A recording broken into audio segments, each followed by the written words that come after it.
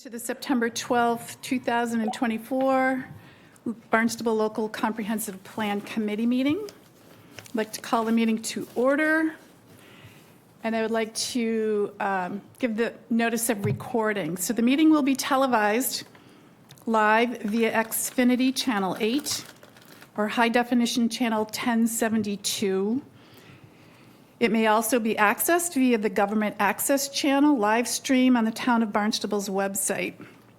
In accordance with Mass General Law, Chapter 30A, Section 20, the committee must inquire whether anyone is recording the meeting, and if you are, just let your presence be known. Okay, looks like no one is recording. Okay, first order of business to approve the minutes of the August 22nd meeting. Do I have a motion? I'll move for that. Do we have a second? Lynn? Second. Okay. Are there any comments, changes, additions, corrections? We're good? All in favor of the minutes as presented? Aye. Aye. Aye. Any opposed? Fran's going to abstain, thank you. Any opposed? Okay, thank you. Now is time for public comment. So you're going to time us at 2 minutes there, sir?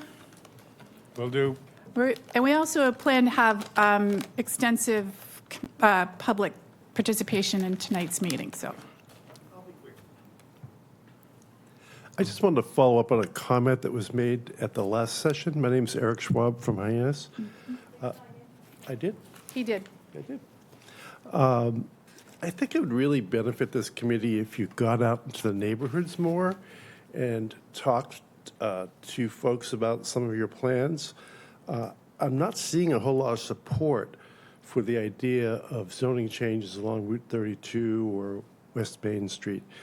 It's just not something that people like. It's not an idea they like. It's a headwind or it's resistance. They just don't like it. And I was talking to some folks who attended some of your village meetings previously, and it's my understanding you never actually engaged the civic associations. I mean, in Hyannis, you met at the senior center. In Centerville, you met at the fire station, I believe. I don't know where you met in Osterville, but I understand that meeting was not well received. And I think you need to get back out, talk to some folks, and try to build some consensus around this plan, because I just don't think you have it. And it'd be terribly embarrassing if this were the first LCP that was not approved by the town council. And you're headed in that direction, unfortunately. And so I just hope that you take a pause, see where you are, and get back out into the community again. Thank you very much. Thank you. I think we're going to explain that public outreach process shortly. Anyone else? No? Okay. Okay, let's get on with our topic for discussion tonight is essentially the mapping. It's a mapping exercise to update the future land use map of the town. This kind of tags on to conversations we had at the last meeting, and we're going to see the map from last meeting and the meeting input into the next map. And I'll just make a comment, an observation as chair, that we don't see a ton of change in our land use map. So it's very refined points that we'll be discussing tonight. I'm going to ask Jim to give us an overview, and then we'll have conversation. We're going to have a presentation, and we'll ask the committee for comments, and then we'll invite the public to make comments on the specific pieces of the map that we look at. Thanks, Jim. Excellent. Thank you all for having me up here this evening. Jim Kupfer, Director of Planning. As the chair mentioned, we'll quickly go over just schedule and then get right into the mapping exercises. Great comment by Mr. Schwab, and we'll actually touch on both of those this evening. So just a refresher, because this has been a 2-year process. You guys have been it's been a whirlwind adventure, so I just want to make sure that we understand where we've been as we're proceeding along. So the existing conditions report is as we more commonly know as phase 1, existing conditions, our community engagement, year-long community engagement throughout the neighborhoods, and our vision statement. That really defined the first year of this process. And as we moved forward, we continued on through to chapter 2, or phase 2, which are the chapters. And each of those chapters are different land use topics for discussion. And that's really what this committee's been doing for the last year, is looking at each topic, bringing in experts to kind of help facilitate that conversation to start, and then diving into what those local strategies and goals may look like for each one of those topic areas. So for those past 2 years, the existing conditions report has been developed to help refine a vision statement, which helped understand our goals and strategies for each of these topic areas. Then leading to a future land use map, which we are to discuss this evening and started with at our last meeting, and which will then move into very refined action strategies that really boil down to the matters at hand. And really, that is an opportunity to, again, look back to what we've heard throughout these past 2 years and really refine those actions to very specific topic areas. So for tonight, we haven't got to the action plan yet. We'll get there fairly soon, hopefully. But tonight, we're now at the land use map, the future land use map. And at the last meeting, we had our 2 workshop areas where we dove into essentially what was the 2010 land use map and started to build off of that baseline. What you see on the left is the original, again, back to 2010 land use strategies. And what you see on the right is basically our task at the last meeting was to listen, deliberate, we reported out, and then this is to seek, this is a reflection of what that report out was to the committee. And tonight we're hoping to understand if we heard you correctly, and also what else needs to change with that.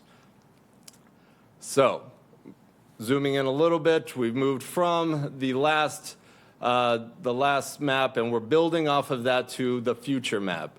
So does this map reflect the accurate vision of the future land use in Barnstable, and what else needs to change? And I'll dive into each one of what changed, just so it's not Where's Waldo. I'll dive into each one of those. What is proposed to change on this future land use map. And you'll see between the two, there's not a lot, as the chair had mentioned, but we'll dive into each of them. So one of the topics that we've been discussing over and over and over again for the last 2 years is what in the world are we going to do with Independence, the Independence Park, Independence Village area. And that really was highlighted again at our last conversation, at our last meeting. What is the grand plan for that area? That area is a hodgepodge. It was our industrial park, and should it continue to be our industrial park? We haven't treated it like it in the last few years. There's been a lot of residential that's gone into this industrial park. And so what is the projection for this area? And what I've heard over and over again is we really need to refine this master plan and dive deep and understand, connectivity, uses that are appropriate. Right now, what I hear, there's not consensus, not just from the committee, but from the town as a whole, whether or not, what uses should prevail in this area. So really what came of that was, diving into a very specific, what I would just call an Independence Village area master plan. Bringing in the water districts, the fire districts, et cetera, the village as a whole, and discussing what that future will hold. Our next area that we had discussed at our last meeting was the community college area. What would be involved in the community college area, and whether or not a master plan should take place there. The community college is already moving forward with a master plan of that area. And really this my interpretation of the conversation is the town should be at the table for that. And so what is the vision for this area?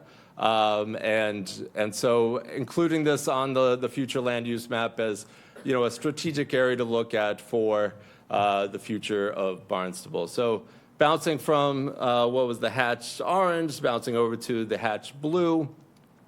The next area is really refining our talking points. So, over the decade, we've talked about our village centers as activity centers. And I think one of the things that I've heard over and over again from the villages, from our community, from our committee, is we should be really refining that into our historic village centers.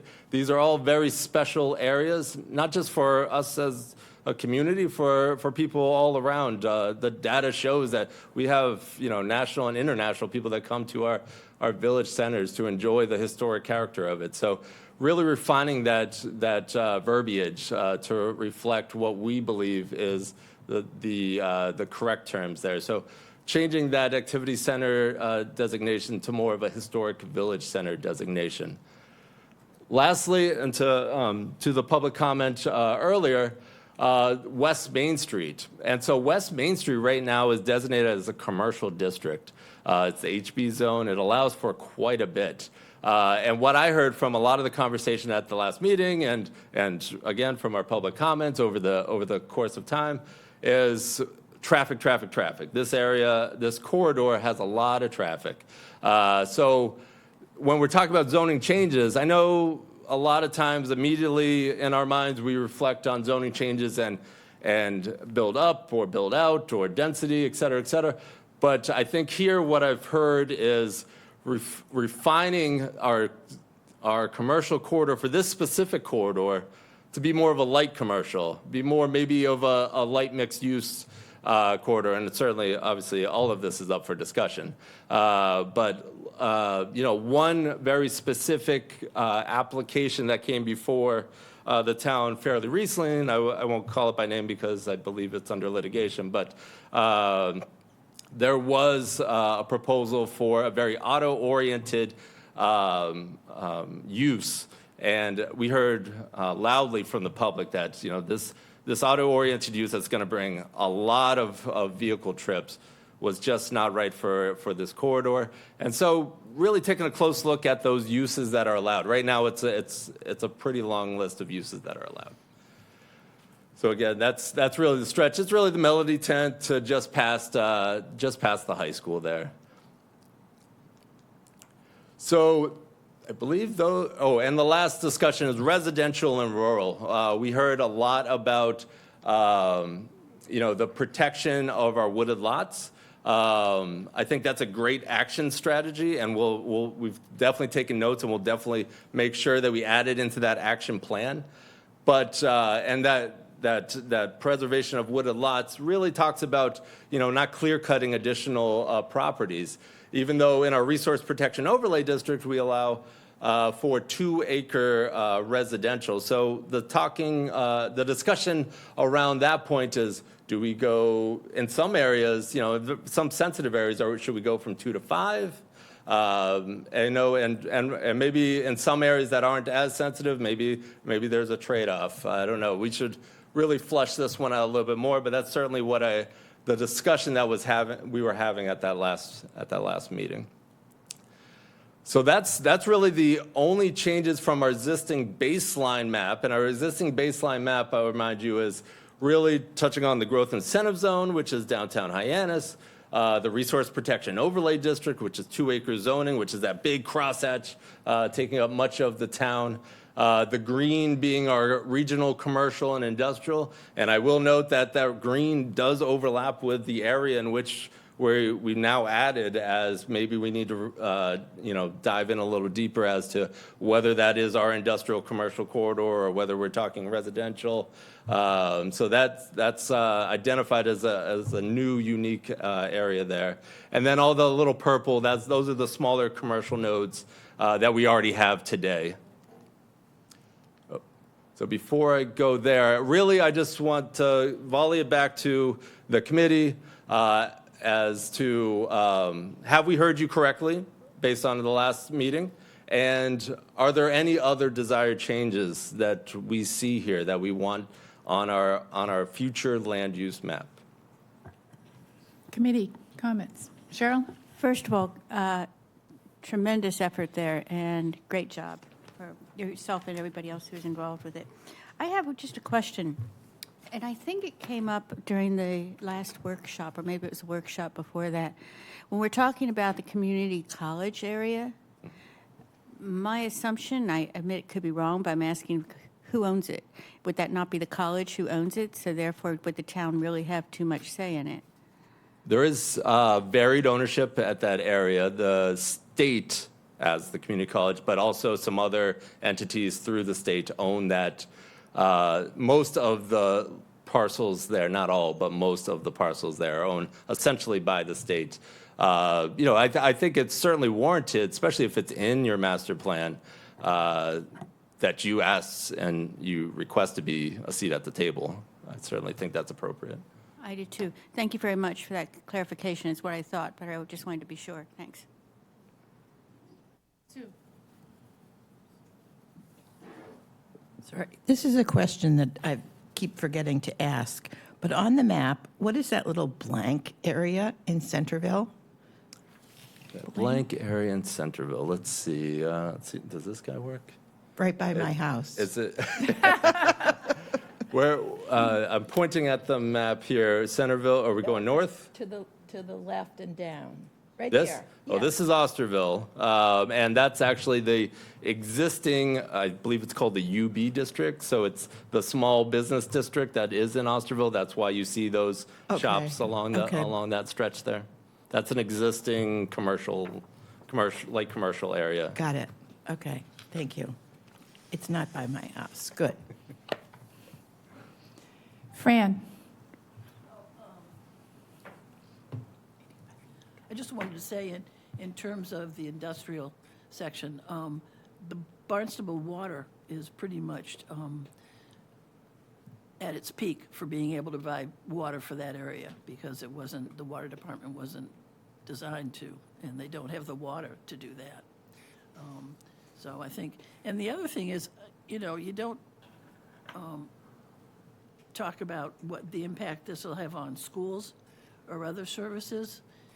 If we, I think that's important to look at along with land use, and if you're going to provide more housing or what you're going to do, I think the effect on schools and medical services should be looked into.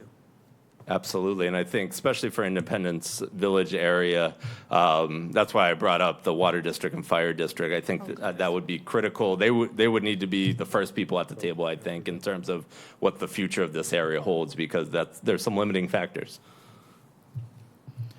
How about this side? Avery, you have any comment?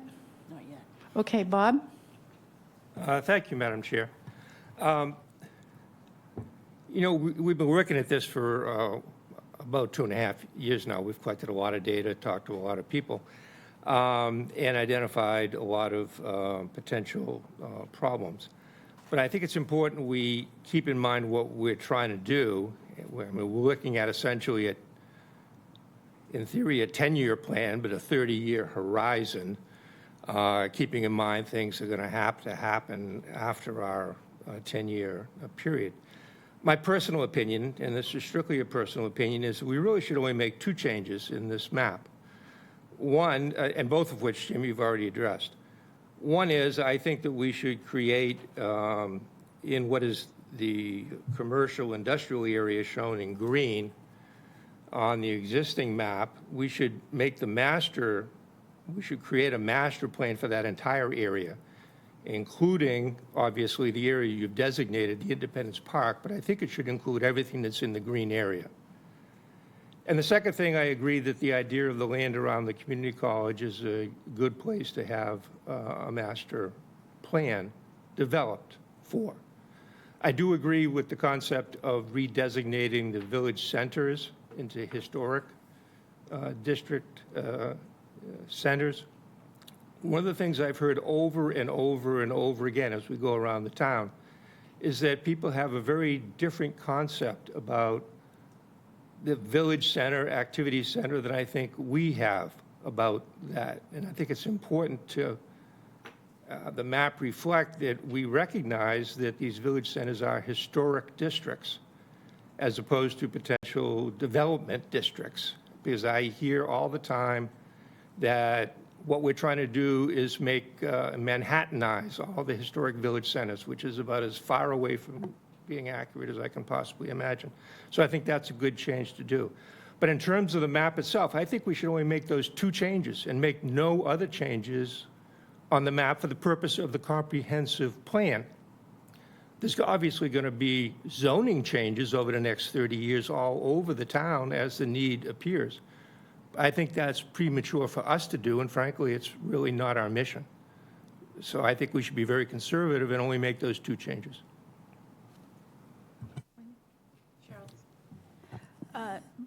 I really like what you said on the 2 and making a master plan for it.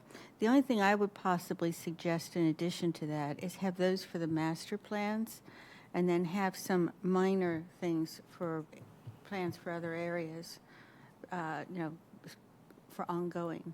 And also, they would be tweaked at times anyway. But I really liked what you said. Amanda? Jim, could you maybe flesh out a little bit more, the maintaining the wooded areas and kind of what that would entail in terms of changing zoning and then also I am interested in discussing West Main and what you mentioned around that as well. Sure. So in terms of the wooded areas, that's why it's not really on the map as a land use strategy for a future land use map, because it would very much be parcel specific, I would imagine. And obviously, it would be heavily funding oriented. But identifying, and maybe this is an action to identify or a plan to identify, private wooded lots. So that you can see what those wooded lots, where those wooded lots are, and where they are adjacent to, say, deed-restricted private lands, so that you can start creating corridors. I mean, that's what I always hear from natural resources, from conservation, is creating those corridors is much more beneficial than just spotting wooded areas here and there. So that was a great action strategy that I heard, at least at the last meeting. And so flushing that out further as a goal and an action moving forward, I thought was certainly an idea to add Yeah, to the I mean, I think, and again, that's not a change of the map, but I would definitely be, supportive of fleshing that out a little bit more and including that in the action plan, because I do like the idea of creating those types of corridors in appropriate areas.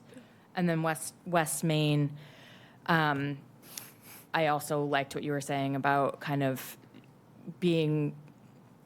changing the language so that the commercial uses would be a little bit more appropriate. But I also would love to see there be more mixed use in terms of repurposing a lot of the commercial properties that are vacant or not being utilized right now into potentially, a mixed use property. Yeah, understood. And I think that's really the challenge, and that's why leaving it a little bit broad in this instance as to light commercial or mixed use, but maybe we need to flesh out those 2 terms a little bit more, because that's the challenge. We have a lot of, vacant properties all along that corridor. And so further restricting those is going to limit the ability to redevelop them. But at the same time, we have some known challenges along the corridor. So, refining that language, I think, would be important. So if the committee did want to move forward with that as an addition to the map, we could work on wordsmithing that language a little further, but certainly up to the committee. Avery? To Bob's point about having a master plan for Independence Park area and also for the community college, I think we also have to address 132, that corridor, because it's going to be reacting in some way to what's going on. It's also already being developed, so we should at least be able to think about that. That's it. Would you change the use, though, that's currently assigned to that? Or would you, No, but I think it's a place to needs think a master about. plan maybe, or a So what I hear, and that is very much what Mr. Twist was mentioning, is maybe all of that green should be the dashed yellow, which includes 132 for a section of that, right? So, I mean, that's the section of 132 where the mall is and all that stuff. So that will heavily be altered, perhaps, depending on what occurs there. I was thinking the part between the college and the I see. mall. That's Where a the- space, you know, I about where mean, the where Cape Cod 5 is and all that area. the blue hatch marks for the college down to the pink thing. I'm happy to amend my proposal to include the 132 corridor, not currently designated for master planning zone. I'll second that. So just even out that notch. And Does to that be sound about clear, right? Does yeah, it- and to be clear, this isn't about like, oh, let's go develop it. It's to have some sort of vision for what development we'd like to see. If people have an idea, or a developer comes in and says, I'm going to build another bank, and we're going to go, okay, you know, it just gives some sort of vision.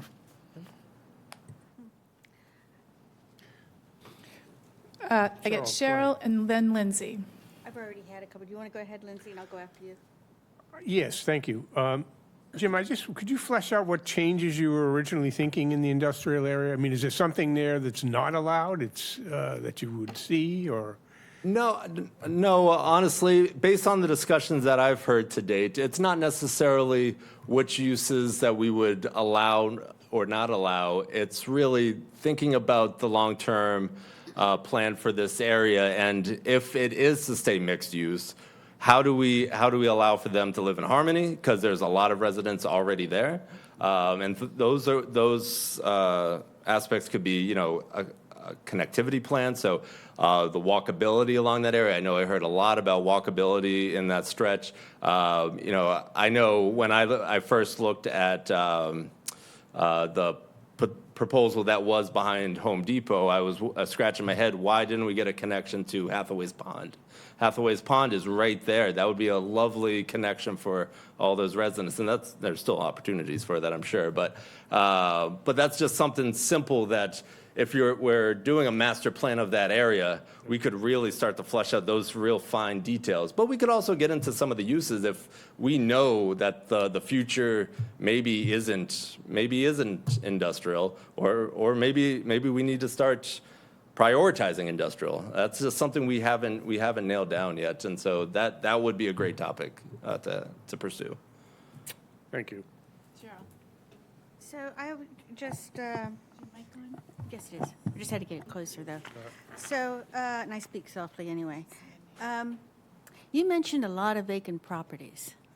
So I'm sure we know we've identified the numerous vacant properties. And it's something I thought of once before, and then I kind of let it go.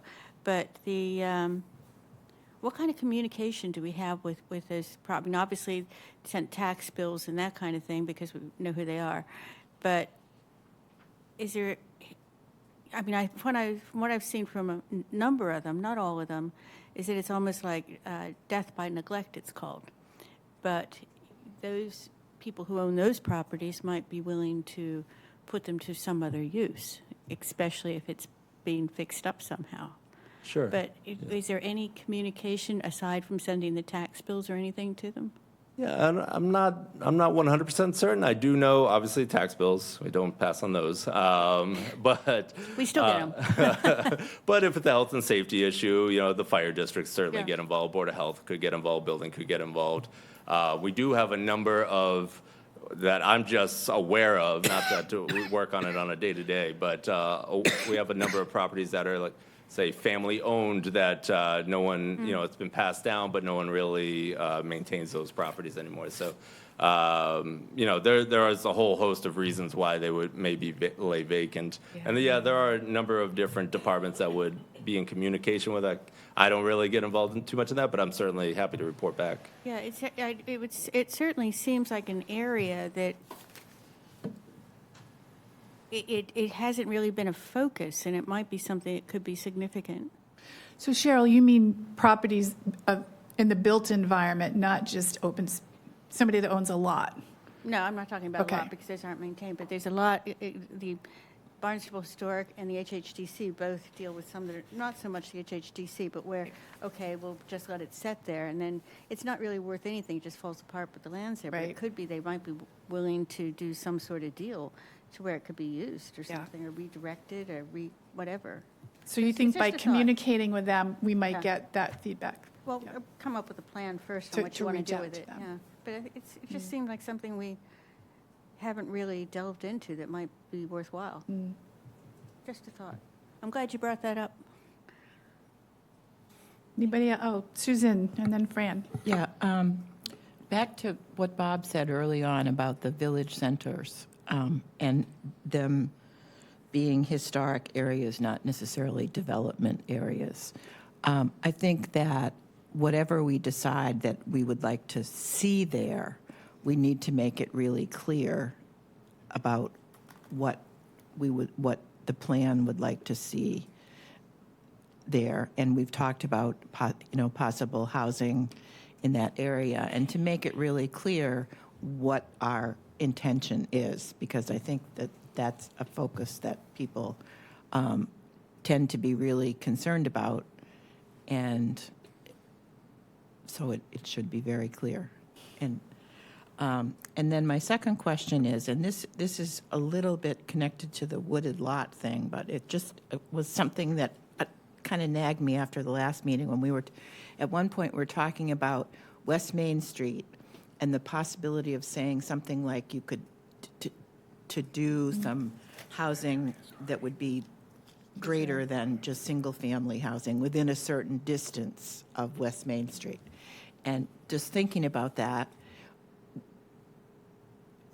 within that distance, whatever it might be, from West Main Street, there are already houses. So then it occurred to me, so what would we say about that? Would we say that you would be able to use available land, or that we would want to see redevelopment? And the idea of redevelopment would take you more into the keeping the wooded lots wooded. I don't know how many wooded lots there are off of West Main Street, but I just thought that was kind of an interesting question. Can I interject something there for you? There are a number of multi-family structures on West Main Street. I used to work on West Main Street, but there are a number of multi-family, not just single-family. I think that you'd want to create opportunity on West Main Street if a private property owner had something that was built and wanted to improve it, they should be allowed to do that, but perhaps we set new parameters that say light or low or whatever it is. But you don't want to preclude reinvestment because that just sends you down a rabbit hole. Right, so if you could So- build multifamily within a certain distance from West Main Street, it might behoove some people to buy up 2 or 3 lots and, tear down the houses and redevelop. And is that something that we're interested in, yes or no?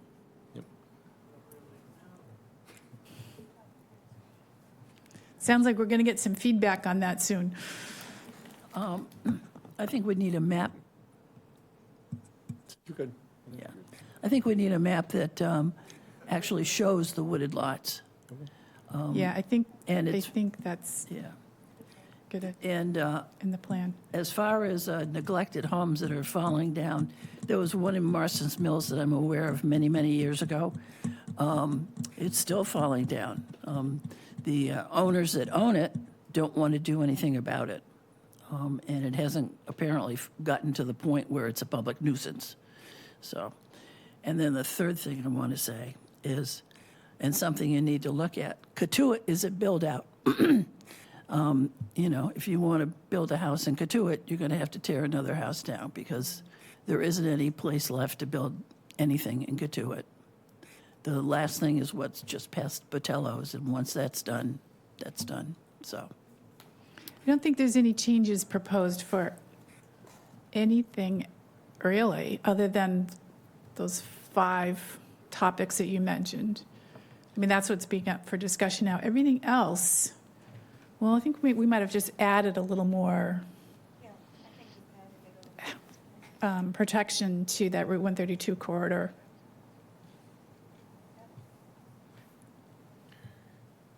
Lindsay? I mean, you'd obviously be excluding the airport, though, in this green area that goes to some pretty good 600 acres of the airport, right? Still included in that? They're doing a master plan at the moment. They've got them, right. Right, yeah. That's true. They are doing a master plan at the moment. Currently, I believe that green line is our industrial commercial, currently the district zone. But if we want to pull that out for our purposes, there's nothing that says you can't. Okay. Can I ask a question? Yes, ma'am. If the airport is doing a master plan as well, do we have a seat at that table? Presumably we do. There's multiple folks from the town that are at the table discussing it. They're having public meetings as well. Oh, okay. Yeah, I can forward you the emails. Yes, please. Maybe if all the committee members could have them, please. Thank you. Yeah, I think I get them. Anything else?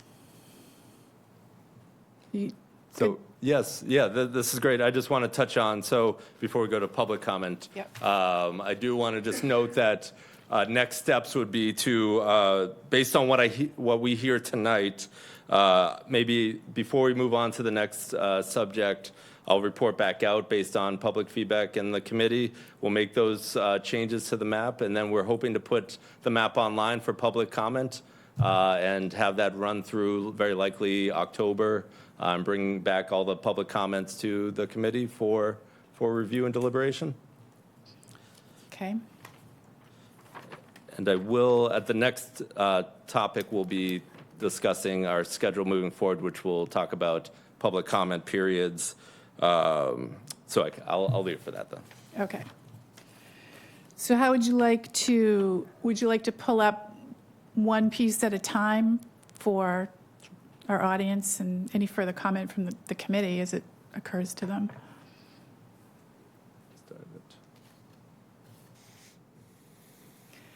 This is like the third rail.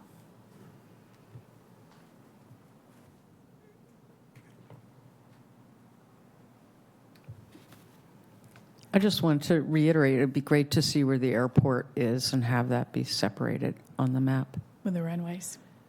Okay. So, Real quick, so Yes. the airport is to your right. You can see some of the runway, some of the solar panels is the airport. So it's falling off the map, basically. Okay. Yeah. Got it. okay. All right, so public comment. Kate, I believe, is going to take notes right on the screen here. So if anyone would like to come up and give us their comment on this particular part of the map for Independence Village. Mr. Schwab. Hi, thank you very much. I've spoken extensively with my town councilor, Betty Lutke, concerning problems we're having in the third precinct with by right zoning. So we've got enormous amount of trucks, commercial enterprises in the residences, in the residential areas. Jeff Mendez has reported the same thing in his precinct. So what we want is for some portion of that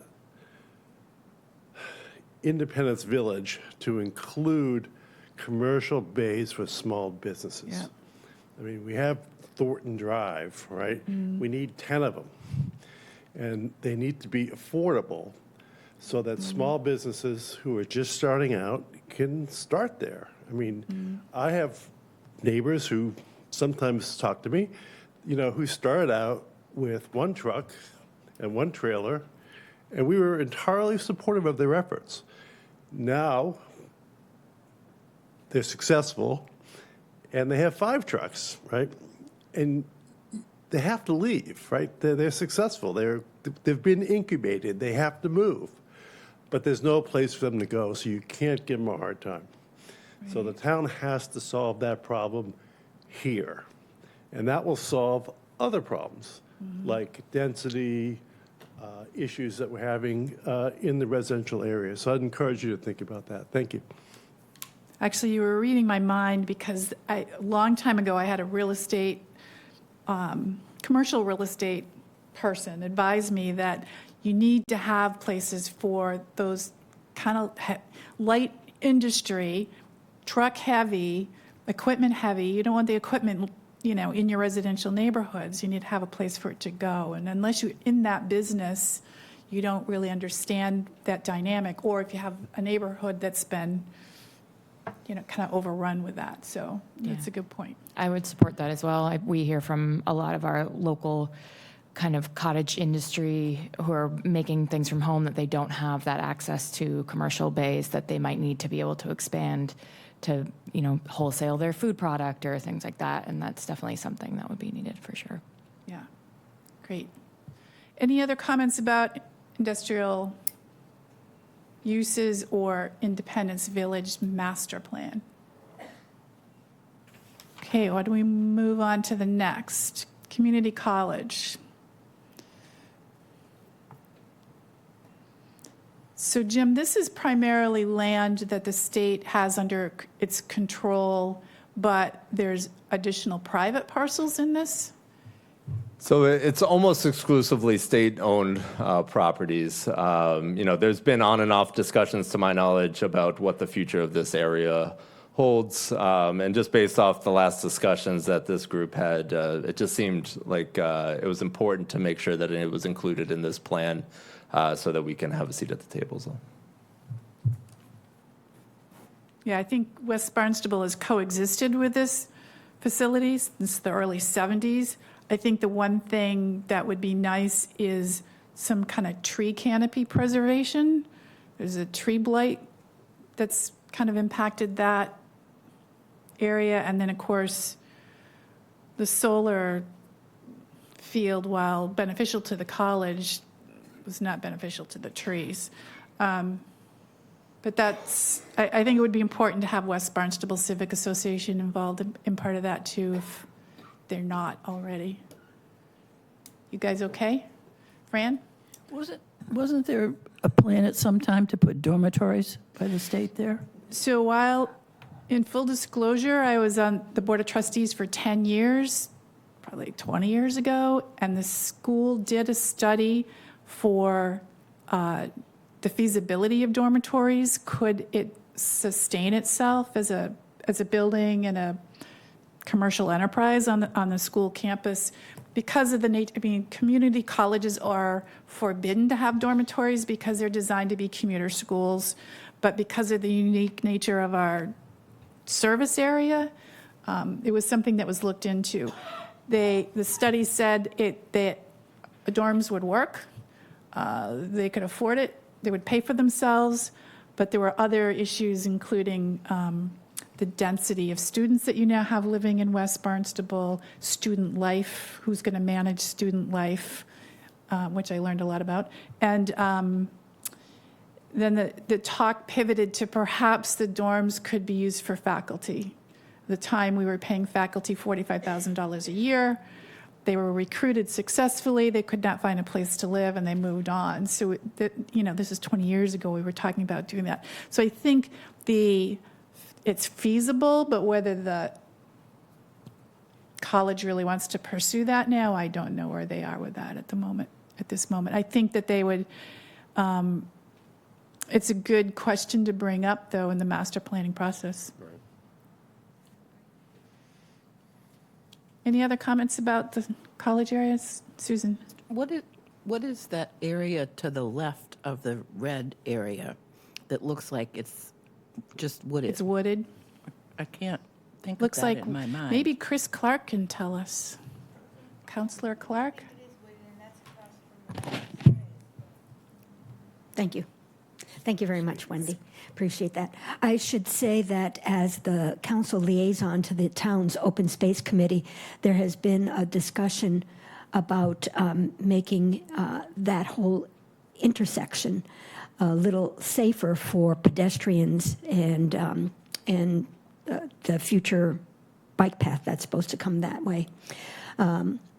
Mostly in reference to the expanded commuter parking area that's behind the Burger King area. So I know that I have attended a couple of the meetings where the state is looking to expand that area.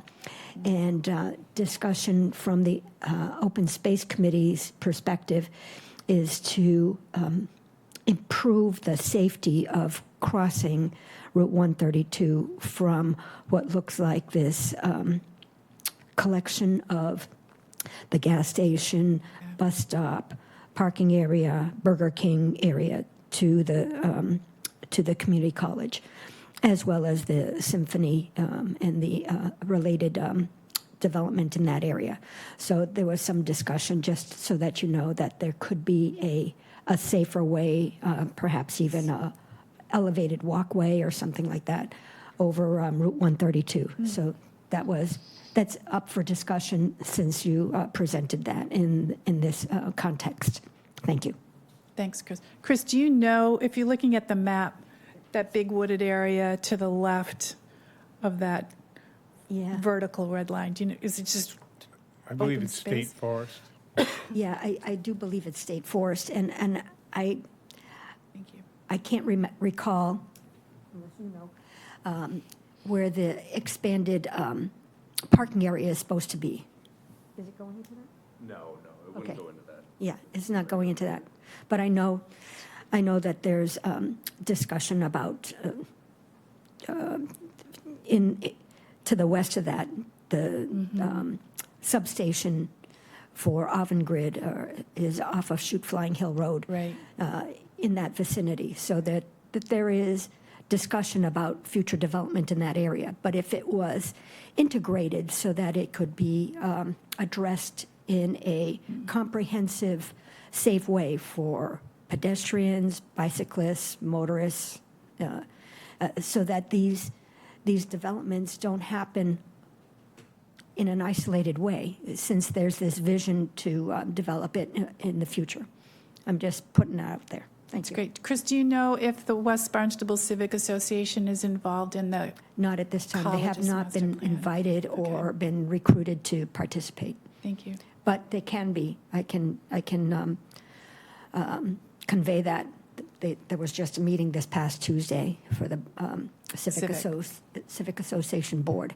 They meet on the first Tuesday of every month. I think we might have to get ourselves invited first. You know, Yeah. get the town in. Yeah, well, So, I don't think that the Civic Association has this on their radar. It's my job, I guess, to bring it to them. Thank you. thank you, Chris. It's on the radar now. Okay, on to the next piece. Historic village centers. Any public comment relative to maintaining the same zoning that we have in the historic village centers, or same uses in the centers, and making sure they're called historic and village, and honoring that?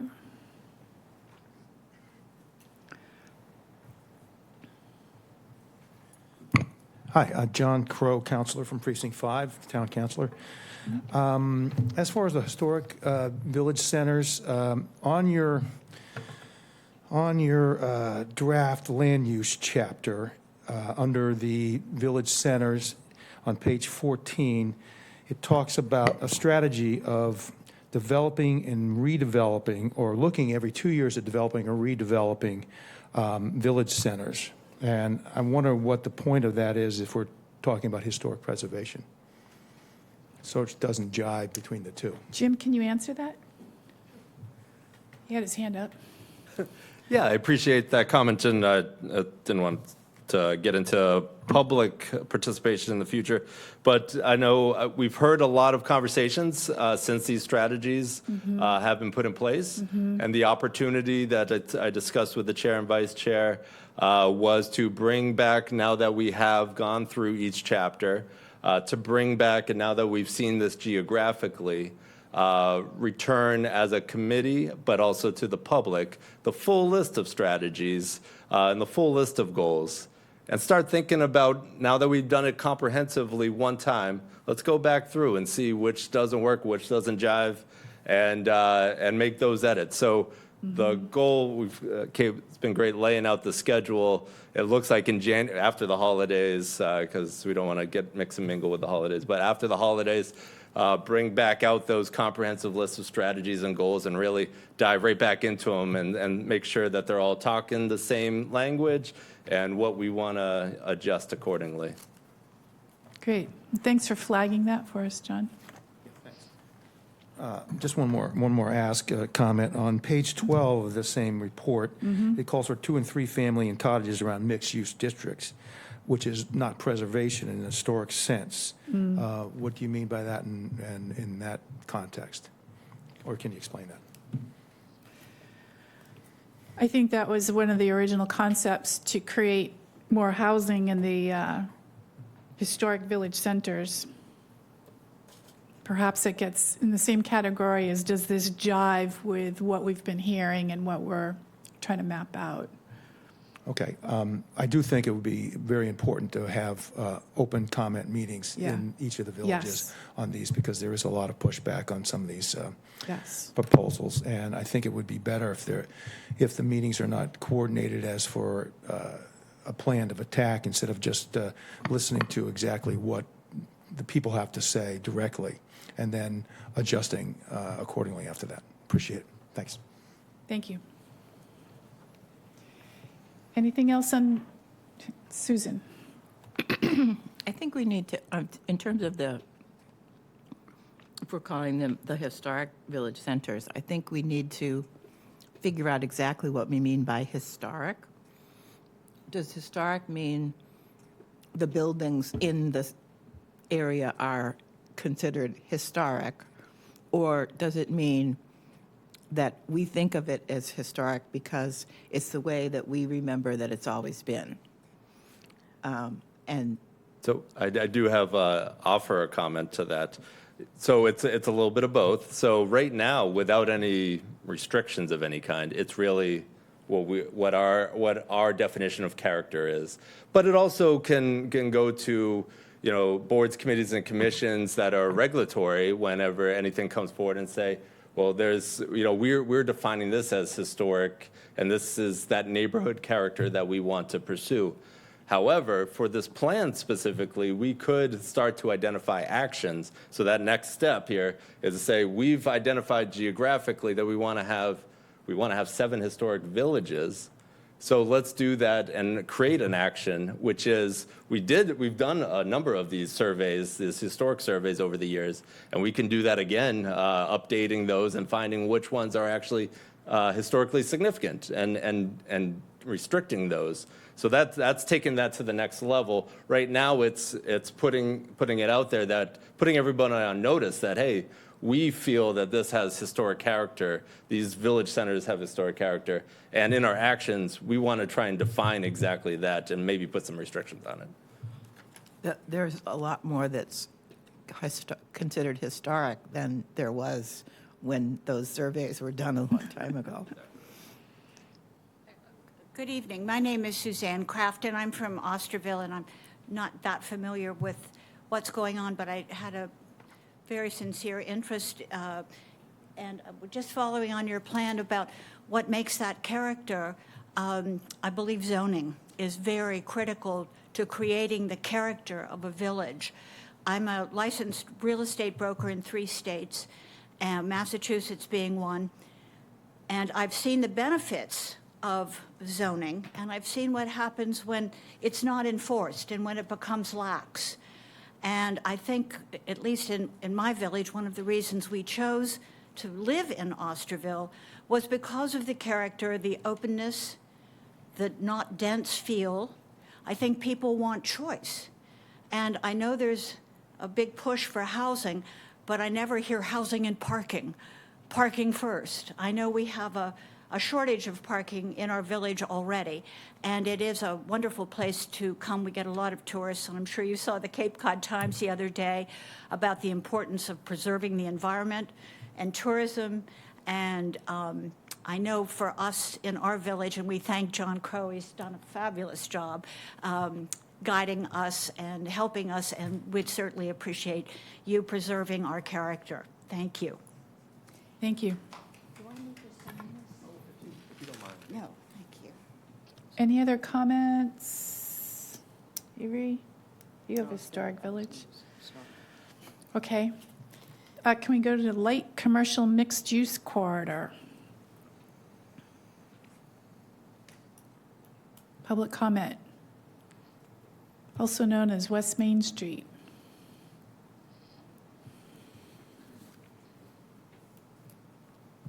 Eric Schwab, West Hyannis. I actually live here. So it'd really be great if you guys listened to the folks that live here. Okay, so I'm going to open Pandora's box, and I'm going to suggest that you open up the whole area north of here up to 132, make a big rectangle, includes the adult community center, includes the high school, includes West Main, and talk about what you're going to do with that area. Okay, you can't develop it piecemeal. You can't develop West Main separate from Route 28. Okay, we were very hopeful that the adult community center would be developed in a very specific way. Okay, we didn't want 2-3 bedroom housing. We wanted efficiency apartments for seniors who were downsizing, and we wanted accommodations for new teachers coming into the system that were just starting out. So we wanted something small, and we didn't want to cut down the 1.5 acres of trees that are there. We wanted to move the solar panels out of the parking lot and build something there.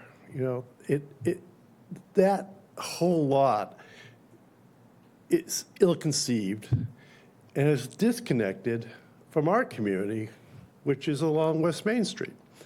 There's also a need for teacher housing across from High West. You know, there is an old motel there, and there is a willing, property owner who potentially could develop a center around High West that was in some way connected to the adult center. But you need to think about bike paths and sidewalks. I dropped my car from the North Street garage the other day to get some repair work done, and I decided to walk home, just to experience the walkability of Hyannis. And I took my life in my hands when I got to the end of North Street, about 1.5 blocks from the Rotary. I mean, it's impassable, for a person without a vehicle, right? And the same holds true along West Main Street. I mean, you cannot ride a bike safely on West Main Street. You can't cut down Lincoln safely. So that whole area needs to be talked about and thought about as a whole. Could you, I don't mean to interrupt you, Eric, but could you just go to the map and draw with your finger the streets that you're calling the big triangle? Okay, so it's really, this is 28, right? So it's Yep. anything, so pictures where. Okay. I mean, you could talk Yep. to Jeff Mendez and see if you want to include it. Mm-hmm. But it's the western portion of Precinct 3 and, the northern portion of Precinct 3 and the western portion of Precinct 8. Precinct 8, okay.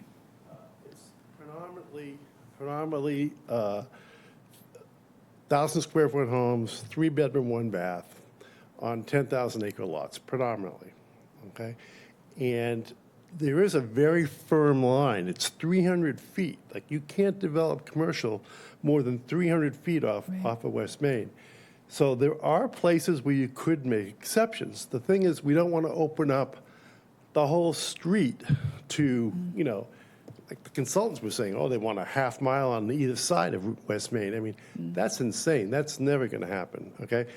But there are places, like across the street from High West, Well, you could go, 2,000 They're feet deep. into the neighborhoods and redevelop that whole area. So you need to think about that area holistically, and that will solve your traffic problem, because more people will use bikes. We see more and more bikes now, particularly people commuting, to their home occupations, But people are using bikes because, gas is expensive, and you can't really park the cars in the neighborhoods without people complaining, right? So people are having their workers bike into their location, they load them on the trucks and roll them out. So that whole area and that whole economy needs to be thought through, and it needs to be integrated with the commercial bays that we're desperately lacking. Thank you. Interesting. Well, the bike path system needs to be mapped out. Hi. Hi, Satchel Douglas, Hyannis. I actually live right by the Rotary, so in this same area we're discussing. And I wanted to Perfect. second the previous commenter on the possibility for walking and biking on West Main Street and in this area. I live in a two-person household and have one car and a number of bikes. So I'm a little biased on the subject, but I biked here, and there's some great avenues, and there's some streets that have a lot of, I would say, width available for sidewalk and bike opportunities in this area. And I think West Main Street as a business district that was more walkable and bikeable is a really big opportunity. Quick question. Having granite curbs, does that make it feel more safe when you're on a bike? or If do you the wanna bike be in lane the is separated road? from the cars by Yeah. granite, that's great. Love it. Okay. Love it. The taller the granite, the better. But you wouldn't But any just amount. paint out a bike lane? Would you paint out a bike lane? Like they do in a lot of places, dedicated Does it? green. I think it helps. I think anything helps, Okay. right? Because it's about alerting drivers that you're there. Yeah. I'm privileged to be somebody who's pretty comfortable riding on the streets, but that's not the case for most people. Yeah, and it's I think it's really coming back to thinking about what are the corridors and where are people going, right? Because 28, for instance, right? There's some sections of 28 that have bike lane, and then others that are 2-lane, 40 miles an hour, and that kind of blocks off the ability to get from Hyannis out to the mall, for instance. Right. Thank Thank you. you. I see Counselor Mendes. Do you want to share your thoughts? Jeff Mendes, Hyannis. Hi, Mrs. Parks, how are you? Good.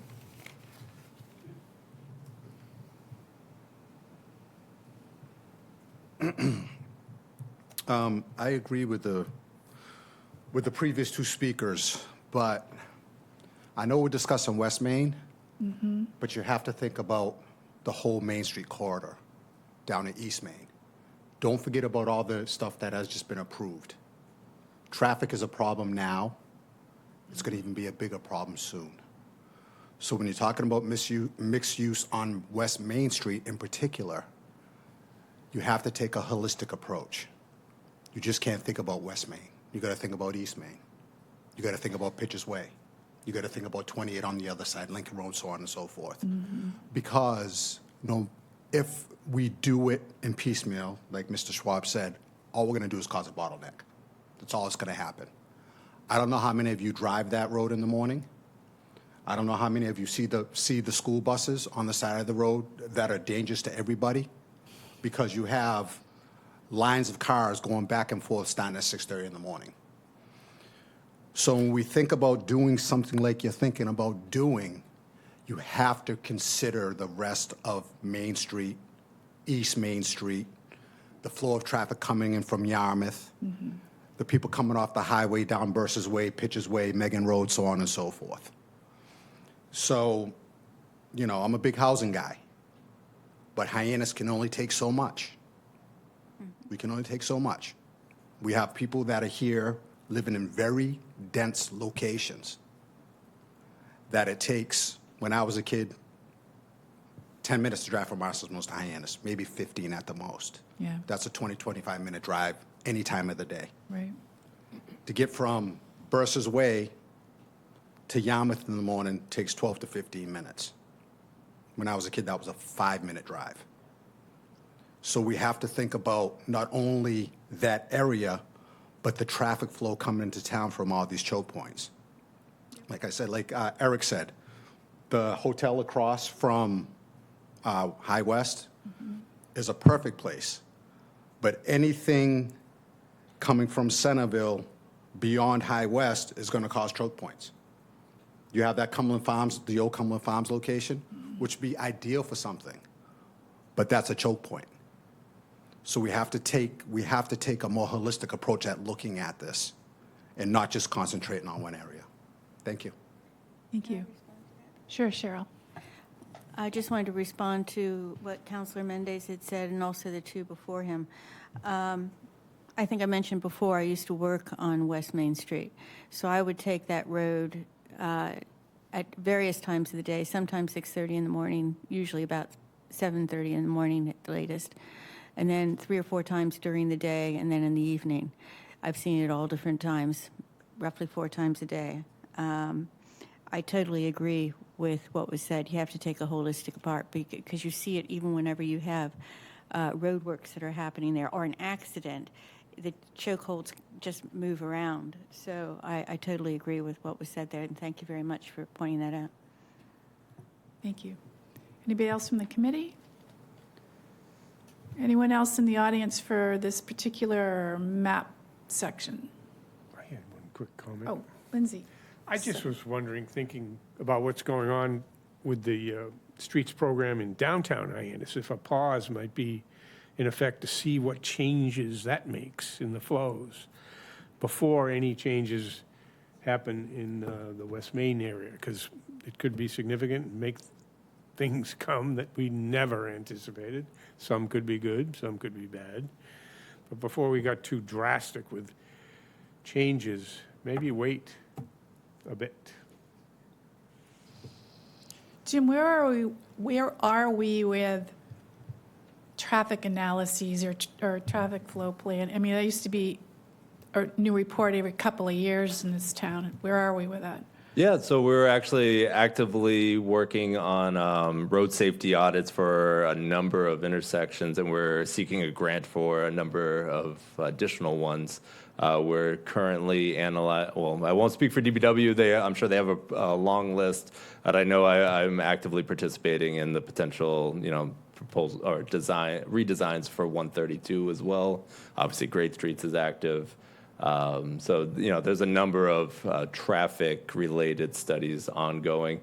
I will point out, though, in terms of West Main, in terms of what was proposed here, from what I'm hearing, but correct me if I'm wrong, probably removing the language for mixed use in this light blue stretch, so light commercial, so which means downgrading what the zone is now, because I think I don't want us to miss that understanding that currently it's much more heavier uses that are allowed than what could potentially be if we are setting forth an idea of maybe limiting the uses on West Main.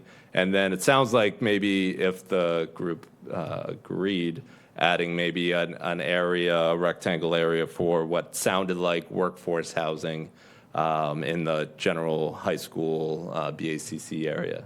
I certainly can add that to there. Could we come up with a swankier name? Light commercial? Well, I mean, everybody else gets a cool name. I could certainly work on Historic that. Village Center. I mean, it's not, we will ask the community that lives there. Thank you. Okay.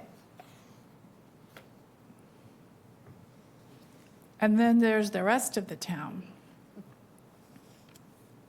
Any comments about what's essentially all of that red hatched, marked part of the map that is 2-acre zoning and/or, am I explaining it right? Yeah, and really, I just wanted to highlight that, nothing really is proposed here in terms of map changes.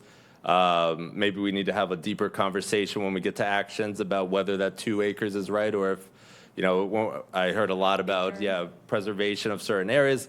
I know, I don't know if Councilor Clark is still here, but she was, her and I have had a lot of great conversations about, protecting areas around water resource areas. So maybe that's an opportunity there as well. But nothing proposed as a map change, but certainly, for future consideration when we talk about actions.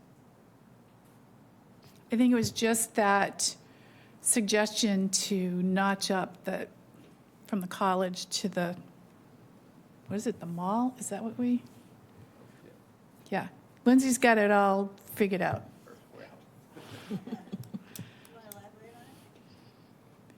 You got going to go find us some money for open space purchases? We'll do the best we can. Okay. Oh, Wendy? Yes, I'm sorry, Question? Susan. In that whole red crosshatched area, I think in terms of the 2-acre zoning or the, whatever the zoning is, we need to look at the future sewer and the zoning. Because once sewer goes in some areas, there's going to be pressure to do more Right. building. Right. I think that is one of the strategies, is to overlay the CWMP to Right. all of this. Yeah, I know we've talked a lot about at least phase one, since that's in our kind of wheelhouse of this timeframe. Understanding the phase one CWMP and how it relates. Obviously, in the crosshatch or in the hatched area, it's still 2 acres, whether you got sewer or not. But to your point, there's a lot of area that could be impacted, and there's a lot of great action strategies that we could consider, and we'll certainly tee up for the committee the ones that we're aware of, and maybe we get some additional input. I know we actually have a lot of great experts in our community that deal with wastewater, so they could certainly provide additional actions. Thank you. Thank you. Fran? I just wanted to make a point. When I looked at the first time I reviewed the 2010 report, one of the things that was stressed that for the Rotary, the airport Rotary, that no large buildings be built there. As you see, nobody either read that or paid attention to it.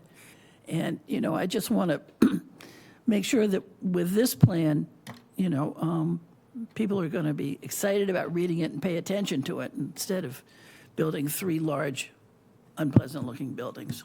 I think it's the definition of large. Well, that, and also, I think this go-around, I think that's been the mandate to the staff, is to create a plan that has the real action strategies that we can identify and hopefully create some short-term, middle, and long-term action strategies.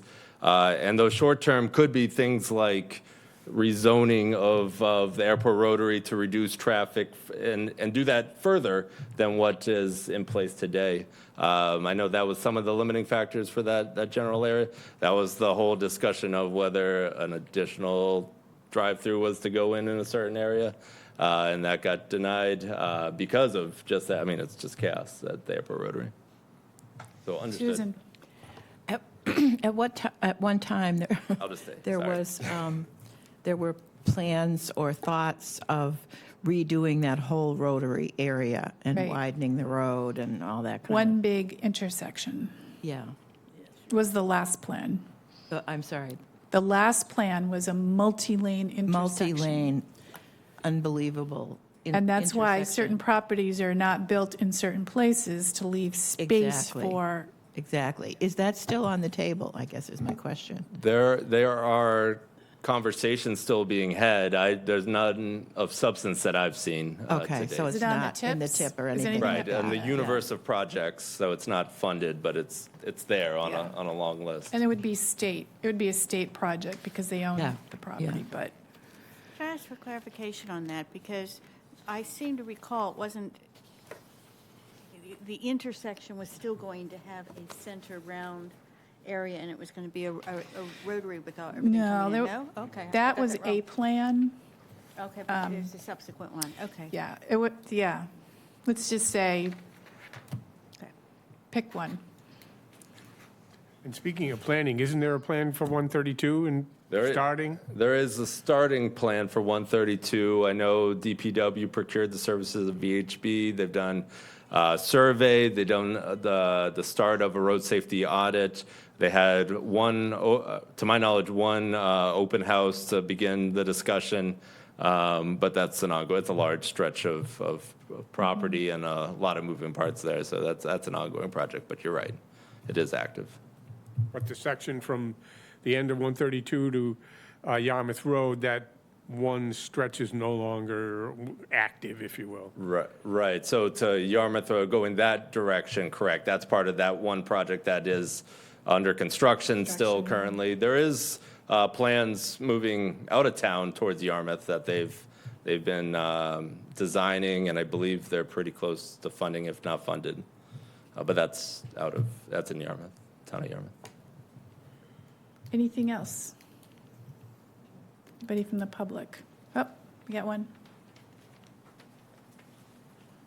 Satchel Douglas, Hyannis. Can I just ask, is the 2-acre zoning district, does that reflect the current build-out of the district, or is there higher density within that area? So you're referring to 2 acres as the zone, but the density that's there today? So certainly the density that's there today for, by and large, well, actually, I can't say a blanket statement because it does vary. Different all over. Yeah, it varies quite a bit. We've gone through iterations over generations where it was 10,000 square foot lots to 25,000 to 40, ongoing, and it grows larger as you go essentially northwest. Obviously, West Barnstable with no public water. There's a lot larger lots, but so a 2-acre zoning doesn't reflect, the necessarily the properties that are there today. It's just if you were to create a new lot, you're required to have 2 acres. It's the current condition of zoning. Okay, understood. That, I guess my question was just if I don't know how best to represent it, but it's a little confusing to see the future map showing 2 acres, and then I used to live in Centerville on Harbor Hills, which is definitely not 2-acre So, lots, right. So it's a little bit on the same line as the discussion about historic villages and those reflecting what is actually there.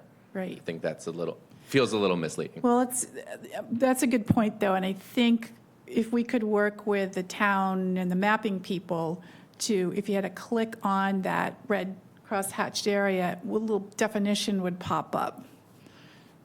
And even the historic village centers, little definition could pop up. That might help people that are trying to opine about the map. So it's a good point. Avery. This is something Lindsay was talking about the other day, and I don't know if it applies or not, but it sort of seems a little questionable to have 2-acre zoning on Sandy Neck where there's really no zoning. And there's a lot of places like that. You know, I thought about that today, too, but shouldn't it all be like green preserved? Oh, Eric's at the point. Hey, last one, I promise. If Hyannis is going to bear the burden of the next 10 years of development, which this map indicates, okay? If you're going to keep your 2-acre zoning and we get everything, okay, you need to make some sacrifice, okay? The outer villages have to do something, okay? So I would suggest that one possible inconvenience would be to not bring your cars to Hyannis. Okay? I mean, just stop bringing your cars here. Okay? We don't have room for them. They changed the zoning on this one parking per unit. There's no place for your cars in the future. You need to think about that and realistically plan for that. And what I'd like to suggest is we have more electricity than we want right now. Okay? I mean, that new substation up in Hyannis, it has enough power potentially coming from the wind farms to light up most of Cape Cod, okay? So why don't you put your foot down with the state and say that you want a light rail system, Light rails are absolutely fabulous. They built one out in Portland, Oregon when I was going to college out there, and it completely transformed the city. It completely changed everything. And, you know, if you required the community college to connect to downtown via light rail as a condition for letting them build dormitories for their faculty, if you actually put your foot down and said, we want you guys to play ball on a light rail system, right? Then you could talk about how to connect it to what? The bridge, you know? You need to make a commitment to the future. So sitting on your 2-acre lots is not enough. So find a place that you're comfortable putting your foot down and put it down and help us. We can't solve all your problems for you. Right. Okay? Thank you. Thank you. I promise I won't speak again today. I do have to say I agree with the point that Hyannis should not bear all of the All the burden of additional housing stock. And I firmly believe that. So Right. we do have to look at action strategies that promote that kind of development elsewhere. Go for it. To Avery. be clear, it's still Precinct 1, Barnstable Village, Barnstable Water Supply, Barnstable Fire Department that is bearing the burden of the hugest developments right now, from Everlay, Hanover of Hyannis. I just want to be fair. It isn't actually Hyannis. They're 02630 zip codes.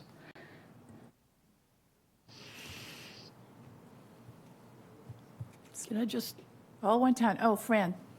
I just want to say that even though it's 2-acre zoning, in Katuitt, in Centerville, and Osterville, not you know, most people do not have 2 acres of property that they're living on. They're on, you know, anywhere from a tenth of an acre lots to, you know, a little bit over 1 acre.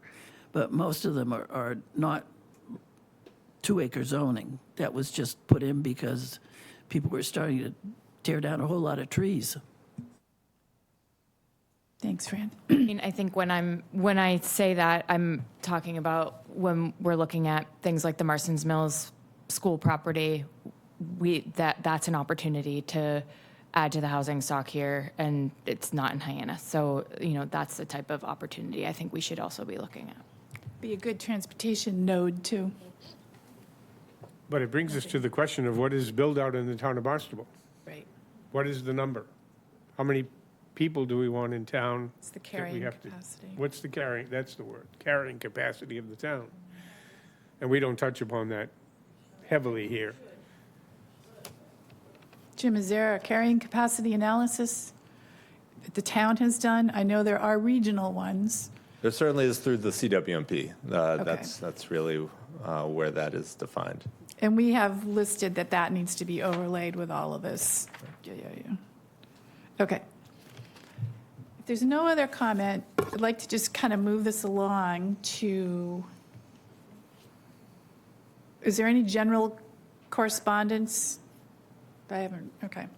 And then our next meeting, again, we've got twice a month, hoping people just really stick with us, or we're going to be ready to re-up the plan by the time we're done. 26th of October, 26th of September, Jim, you want to just Yeah, run I us can through it? run through it real quick. So we got a few cleanup items. Facilities we didn't complete just yet. We were working with departments to get some updates. Facilities is really the capital improvement plan of the town. But looking at facilities, goals, and strategies moving forward, that's the one cleanup for the chapters. As we mentioned earlier, Kate's been working hard on the online interactive land use map. So based on all the feedback we've heard today, we'll update the map that you saw this evening, get it online as well, put the press release out, put it out to the public, get additional comments in and bring it back to the committee in October. We have a placeholder for October 8th. You know, we felt, but I'll let you guys decide.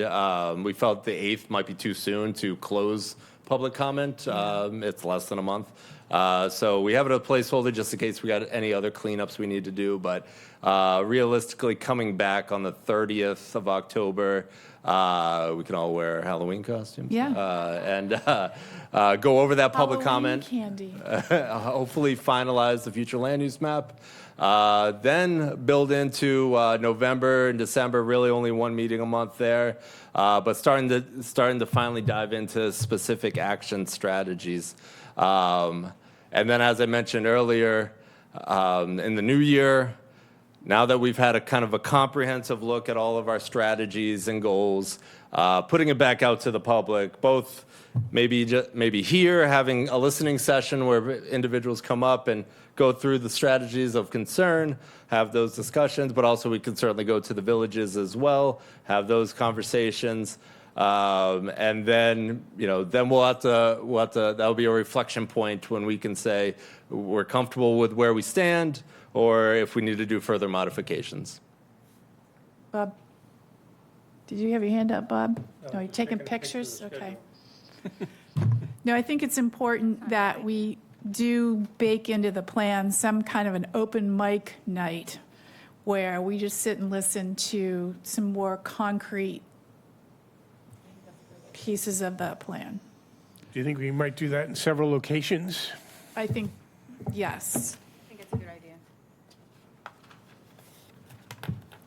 Yep, I make that proposal that we try to organize that? sure. Okay, so I make a proposal that we try to organize that, Thanks, Cheryl. work out where to have the locations. Thank you. Okay, any other comments, questions? A motion to adjourn the meeting? So moved. Second. All in favor, say aye. Aye. Any opposed? Ayes have it. Thank you very much. Thank you to the folks that came out tonight, too.